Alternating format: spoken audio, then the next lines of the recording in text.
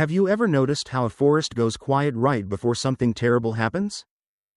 Tonight, we're stepping off the safe path and into places where the trees don't just watch, they hunt. These are forests that remember every scream, every mistake, and never let you leave unchanged. As the shadows close in, ask yourself one question. Would you survive the night? Stay with me till the end, because one of these films will crawl under your skin and stay there. If you enjoy dark stories like this, like, share, and subscribe, so you never walk alone into the woods again. 1. The Ritual, 2017. 4 old friends enter a silent Scandinavian forest to honor the dead, but the forest has its own memory. And it does not forgive.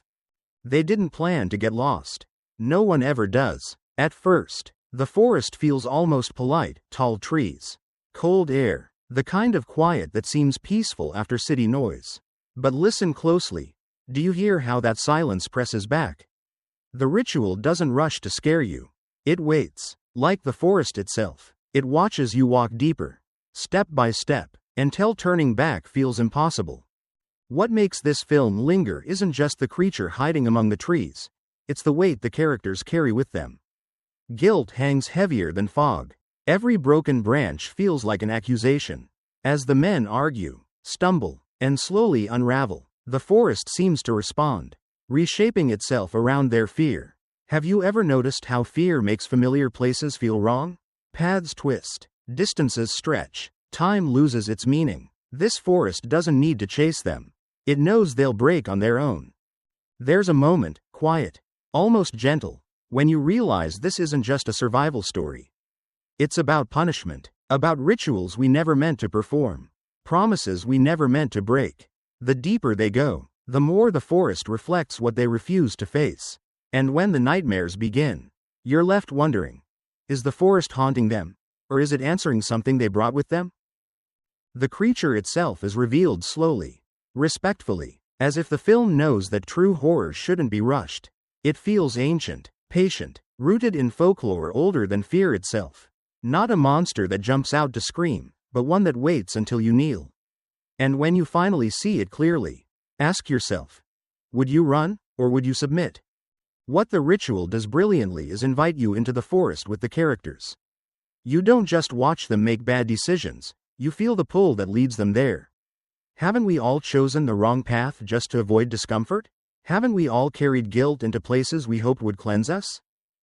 By the time the film ends, the forest doesn't feel like a location anymore. It feels like a presence. One that stays with you long after the screen goes dark. So tell me, if you were in their place, would you have taken the shortcut? Or would you have trusted your instincts and stayed on the path? Let me know in the comments. 2. Deliverance, 1972. A weekend escape into the wilderness turns into a brutal lesson. Some forests don't test your courage. They strip it away. Before the river starts screaming, Deliverance whispers. The forest opens like an invitation, green and wide, promising freedom from schedules, cities, and consequences. 4 men arrive believing nature is something to conquer, something to laugh about over beer and bravado. And for a moment, it almost lets them believe that. Almost. Then the woods lean in closer, and everything changes. This isn't a forest filled with monsters or ancient curses. That's what makes it terrifying. The danger here breathes, watches, waits. Trees become walls. The river becomes a force with its own cruel rhythm. Every wrong turn feels permanent. And as the men drift farther from civilization, something uncomfortable surfaces. Who are you when there are no rules left to protect you? There's a famous scene everyone remembers, but the true horror of Deliverance isn't a single moment. It's the slow realization that help is not coming. The forest doesn't care about your morals, your plans, or your panic. It doesn't need to chase you. It simply removes your exits and lets fear do the rest. Have you ever felt that kind of isolation, where the silence is so heavy it feels judgmental? What makes this film unforgettable is how it turns masculinity itself into a fragile mask. Confidence collapses, friendship fractures, survival becomes ugly, desperate, and morally gray. You start asking questions you never wanted to ask. How far would I go to get out alive? What part of myself would I bury out here? The forest in Deliverance feels alive not because it moves, but because it remembers. Every scream echoes, every choice lingers, and when violence erupts, it feels disturbingly real, messy, sudden, and irreversible. There's no heroic music telling you what to feel, just the cold understanding that once you cross a line, you can never fully come back. As the story pushes forward, the men don't just fight the wilderness, they fight themselves. Guilt follows them like a shadow between the trees. Even when the river finally releases them, you can tell something has stayed behind, or perhaps something has come back with them. That's the quiet cruelty of this film. Survival doesn't mean victory. By the end, the forest fades from view, but its presence doesn't. It lingers in the eyes, in the silence between words, in the secrets that can never be spoken aloud. So let me ask you, do you think Deliverance is a horror movie about nature, or about what humans become when no one is watching? Would you have made the same choices to survive? Share your thoughts below. 3. Eden Lake, 2008. A quiet forest getaway turns into a nightmare where the trees witness everything, and choose not to intervene. It starts with a sound you can't unhear, laughter, drifting through the trees, sharp and careless. In Eden Lake, the forest doesn't roar or whisper ancient curses. It simply stands there, watching. A young couple arrives looking for peace, water, space to breathe. You've been there before, haven't you? That moment when you think you've finally escaped the noise of the world. But what if the noise follows you, and grows teeth? This forest feels deceptively ordinary. No supernatural signs, no warnings carved into bark. Just a lake, trees, and the uneasy sense that you are being observed.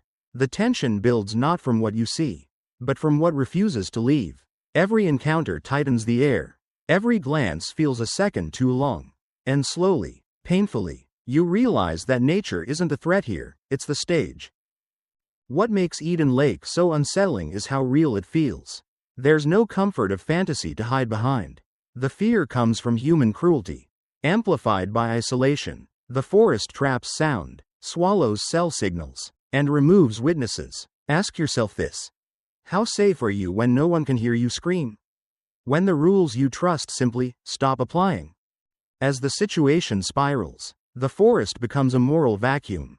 Violence escalates not with cinematic flair, but with shocking speed and ugliness. You're not invited to enjoy it. You're forced to endure it. And that's the point. The trees stand indifferent as lines are crossed, by attackers, by victims, by anyone desperate enough to survive. Have you ever wondered how far fear could push you before you stop recognizing yourself? Unlike many horror films, Eden Lake offers no relief in intelligence or bravery. Smart choices fail. Good intentions backfire. The forest doesn't reward logic or kindness. It only provides space for consequences to unfold.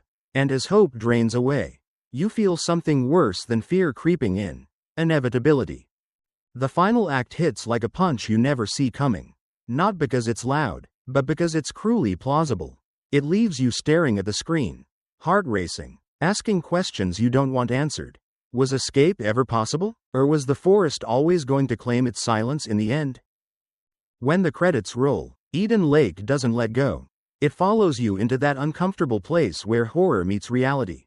Where you're forced to admit that sometimes, the scariest forests are the ones closest to home.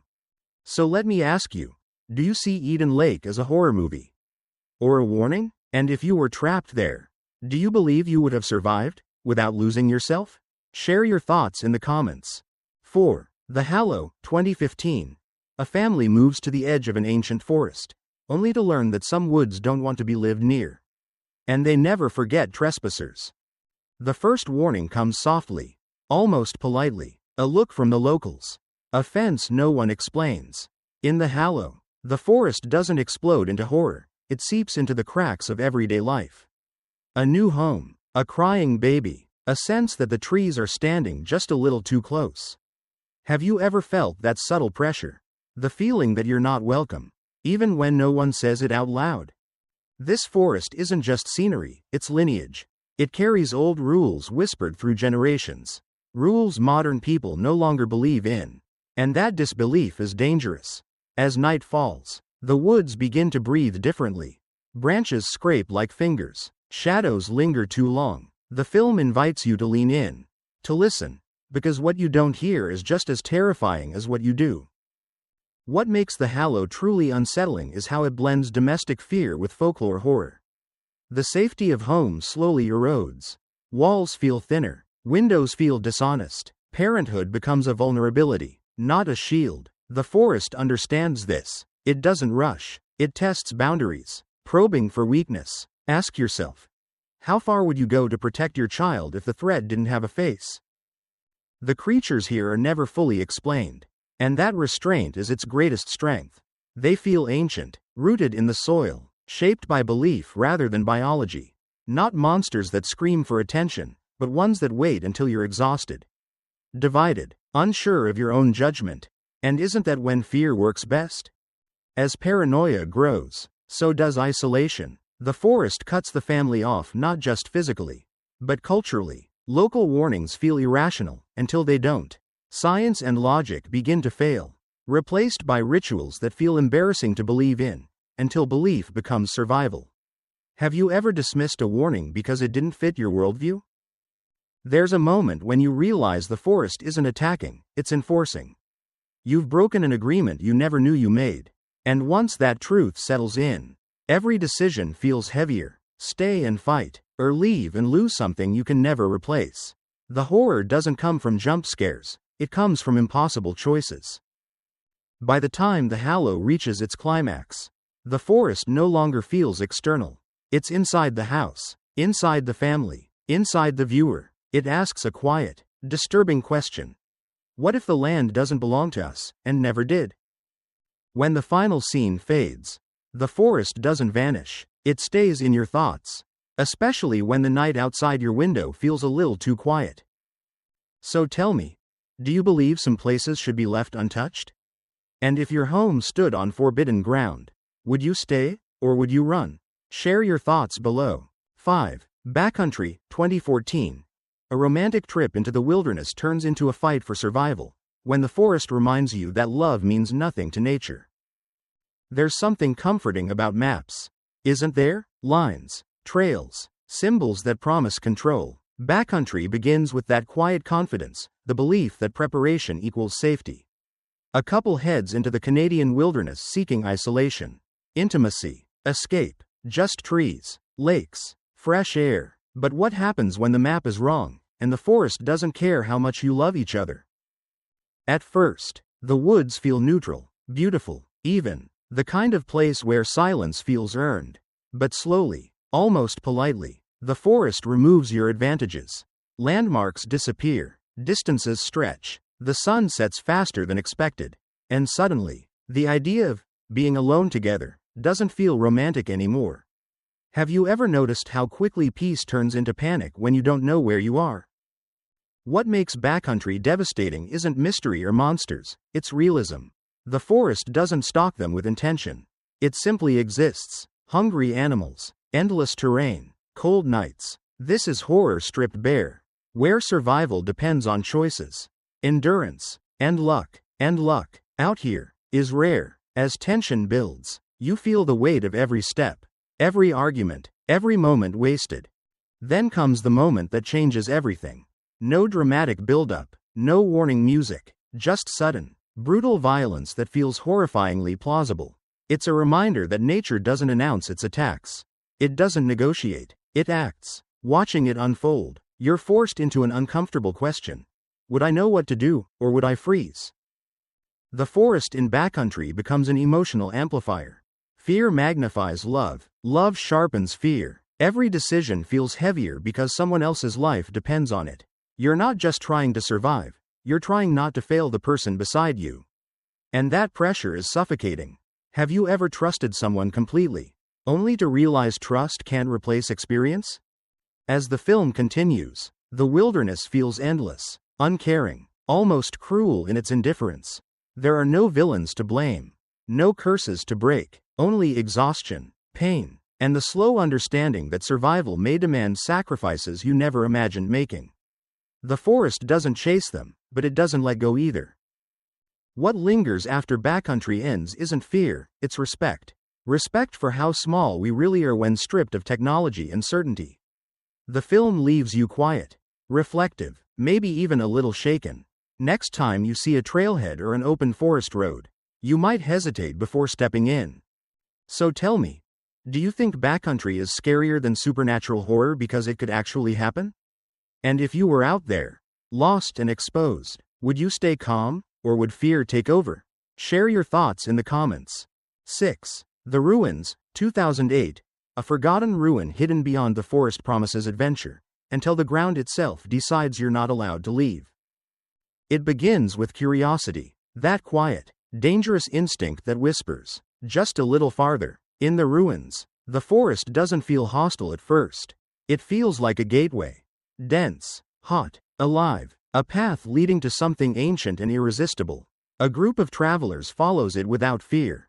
Because why would they be afraid? Haven't we all believed that danger always announces itself? The moment they reach the ruin, something feels wrong, but not in a way you can explain.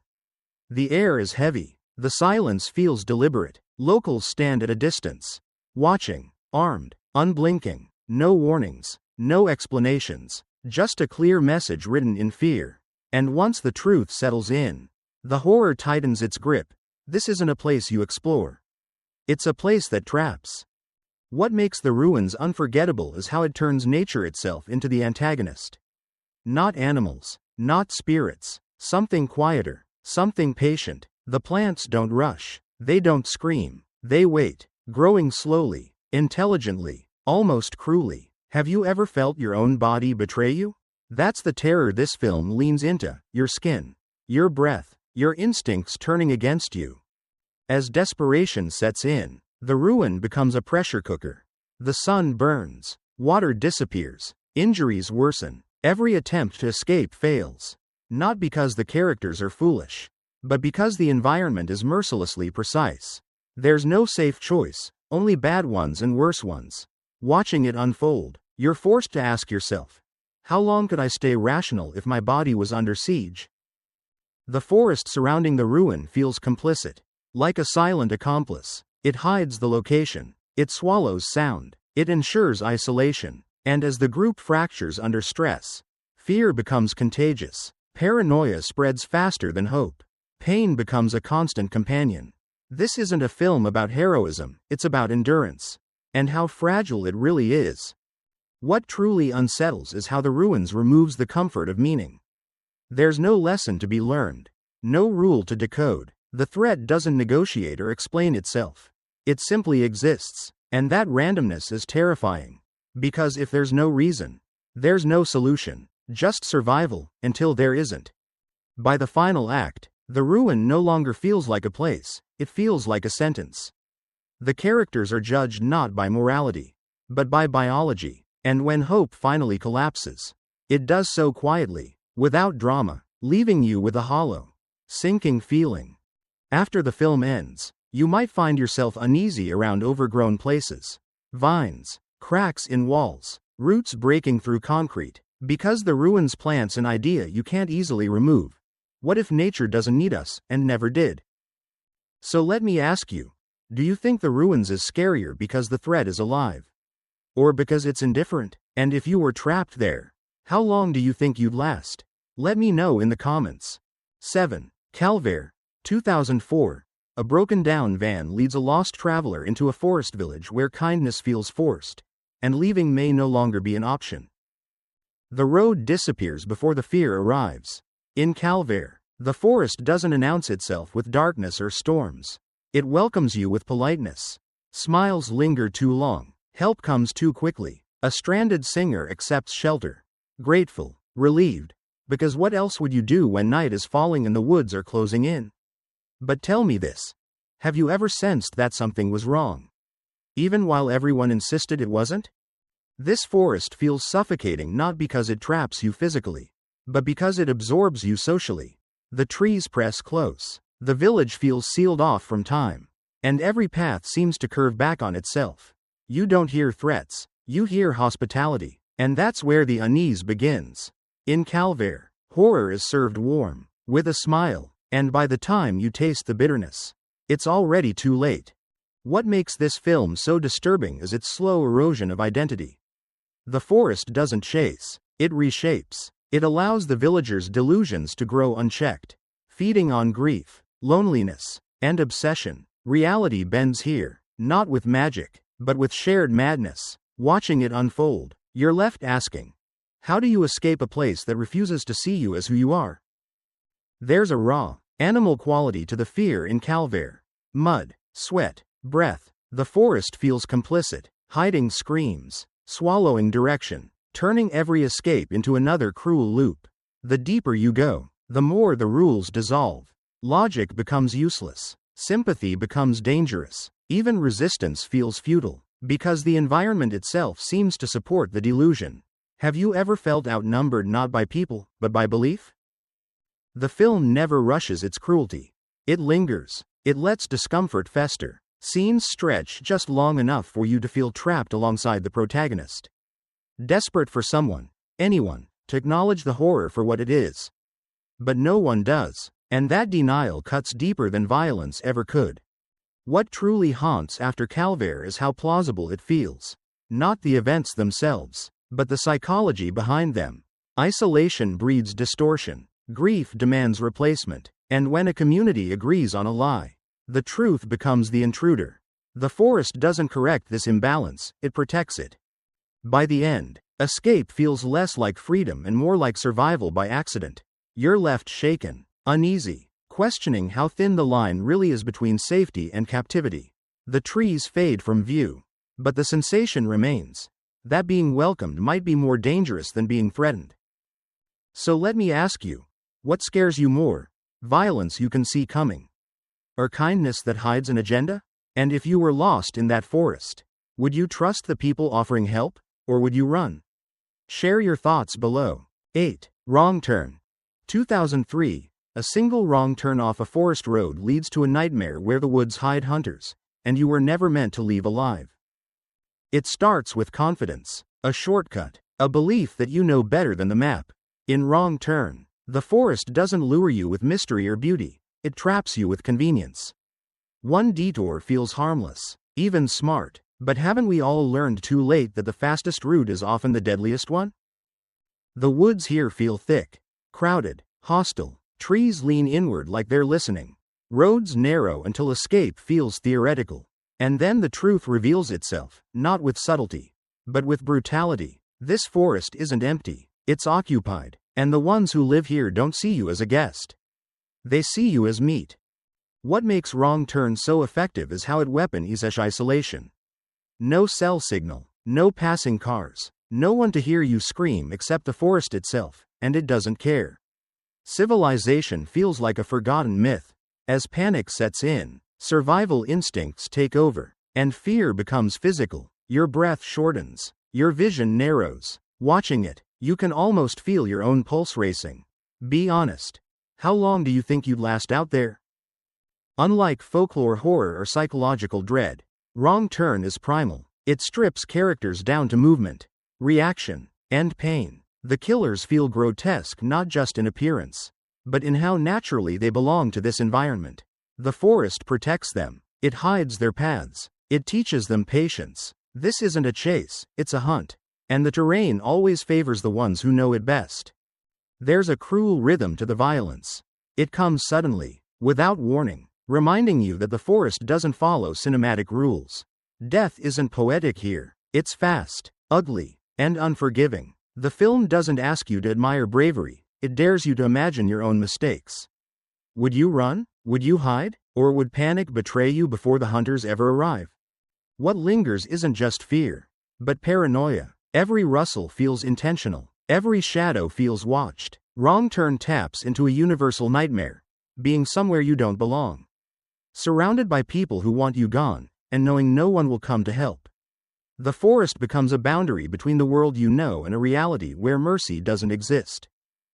By the time the survivors fight back, you realize something unsettling. The forest has already changed them. Violence becomes language, survival becomes instinct, and even if you escape, you don't truly leave the woods behind. They stay with you, in the way you look at empty roads, dense trees, and tempting shortcuts. So let me ask you, what scares you more? Monsters born of legend, or humans shaped by isolation and cruelty? And next time you're driving through the woods, would you trust the shortcut or stay on the road? Tell me your thoughts in the comments. 9. Antlers, 2021, deep in a snow-choked forest town. Something ancient feeds on hunger and grief, and it's already inside the house. Before the creature ever shows its face, Antlers lets you feel it. The forest stands cold and patient, ribs of trees cutting into gray skies, as if the land itself is holding its breath. There's a child at the center of this story, quiet in a way that feels wrong. You sense it immediately, don't you? That feeling when silence isn't peace, it's concealment. Something is being hidden, and the woods already know what it is. This forest isn't loud or aggressive. It looms. It watches. It surrounds a struggling town where pain has settled into daily life like dust. Addiction, poverty, neglect. The horror here doesn't arrive from nowhere, it grows from suffering. And that's what makes Antlers unsettling. The monster doesn't feel summoned. It feels inevitable. Ask yourself this. When a place is built on trauma, what kind of things does it attract? As the story unfolds, folklore slips quietly into reality. Old legends resurface, not as myths, but as warnings ignored for too long. The forest becomes a keeper of memory, a place where ancient rules still apply even if no one remembers them. The creature that stalks these woods isn't just hunting bodies, it feeds on despair, on silence, on wounds left untreated. Watching it, you're forced to wonder, is the monster the cause, or the consequence? What gives Antlers its emotional weight is how closely horror is tied to compassion. The adults want to help, but they're broken themselves. The child wants to survive, but survival has a cost no one should have to pay. The forest presses in on all of them, tightening the space where hope might exist. Every scene feels heavy, like walking through deep snow, each step slower, harder, more exhausting than the last. When violence comes, it's brutal and tragic, not thrilling. There's no sense of victory here, only damage control. The forest doesn't care who deserves to suffer. It only enforces balance, according to rules far older than morality. And once those rules are broken, something must be fed. Have you ever felt that kind of dread, the sense that something terrible isn't chasing you, it's already waiting? By the final act, Antlers becomes less about fighting the monster and more about facing inherited pain. The woods don't let you look away. They force confrontation. And even when the immediate threat is gone, the damage remains, etched into memory, into land, into bloodlines. When the film ends, the forest still feels present, quiet, cold, watching. It leaves you with an uncomfortable thought. Maybe monsters don't come from the woods at all. Maybe the woods just give them space to grow. So tell me, do you see Antlers as a creature feature? Or as a story about trauma taking shape? And if you knew something ancient was feeding nearby, would you face it, or pretend you never saw the signs? Share your thoughts in the comments. 10. The Forest, 2016. A search for a lost twin turns into a slow, suffocating descent where the forest doesn't just hide the dead, it remembers them. Before the first ghost ever appears, the silence grabs you by the throat. Aokigahara Forest isn't loud, it doesn't scream for attention. And that's what makes it terrifying.